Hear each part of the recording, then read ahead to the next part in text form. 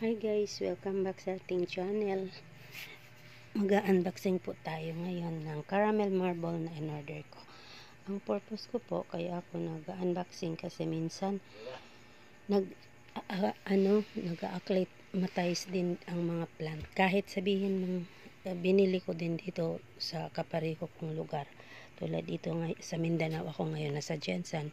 Hindi lahat ng parte ng Mindanao ay pare-pareho yung klima. Iba-iba rin yung klima. May parte na pagbilhan ko na available kung saan mas mura ay malamig doon sa kanila. Kaya ina-unbox ko kasi minsan talagang iba na yung itsura ng binili ko.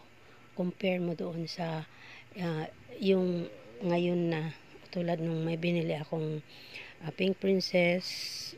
Wala na, ang gaganda. Pero ngayon, wala na, putol-putol na lahat. Pero at least nakita ko na yung mga original na itsura nila. So mag-unboxing na tayo guys. Tingnan natin siya. Ayan.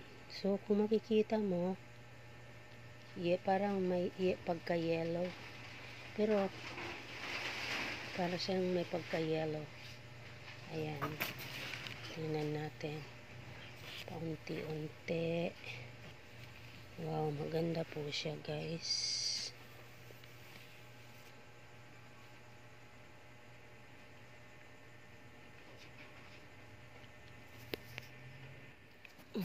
So, ayan guys. Para siyang, pala. Akala ko ito yung parang orange. Hindi pala. Para lang siya, yung variegation ng Florida Beauty. Ayan guys. So, nga lang, syempre, lumalaki ito. Para lang siyang variegation ng Florida Beauty. Ayan. Ganyan. So, ito talagang nung in-order ko, kita ko naman talaga ito. Meron na siya. Lusaw. Meron na. Kaya nga mura lang ito nabigay sa akin kasi medyo meron ng chismis yung dahon niya. So, tingnan natin. Sabi nung meron na daw new shoots. Ayun, oh. Yung pinakita sa akin, dalawang shoot. Baka nag-unfurl na. Nag-unfurl na to siya. So, meron na siya yung isang bagong shoot niya yun. Ayun. Ito guys, oh. Yan. Shoot niya na yan. So, maganda yung niya. Yung pinakita sa akin nung dalawa lang yung 3 araw lang. Biglang lumabas, na kagad ito. Nagkaroon na kagad ng bagong dahon. Ang bilis para magkaroon ng bagong dahon. So, tingnan natin. Yan guys.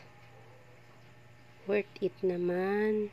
Pero sa guys, hindi masyadong makulay sa personal. Sa picture makulay. Pero sana parang gaganda pa rin ito. Titingnan natin. Ayan na siya guys. Alam niyo ba guys, I decided na bumili na lang ng mga plants dito sa Pilipinas kaysa doon sa Thailand kasi napapansin ko maraming live, mas mahal pala doon sa kanila, mas mura dito sa atin. Ito ganito siya kalaki. Bale, ganyan. Ang isa ganyan. So, ayan na siya guys. Pasensya na sa mga pusa ko. Nakikichika din. May natutulog. May chismosa. Hoy, Marites. Halika nga dito. Yan, si Marites yan. Marites. Marites yan. Ayaw matulog. Basta meron akong ginagawa. Ayan. So, yan po guys. Please subscribe po. Titingnan natin yan. Update ko din kayo. Kung magsasurvive ito sa akin. So, coco chunks siya. Tapos, parang hindi ito masyadong pinapaulanan.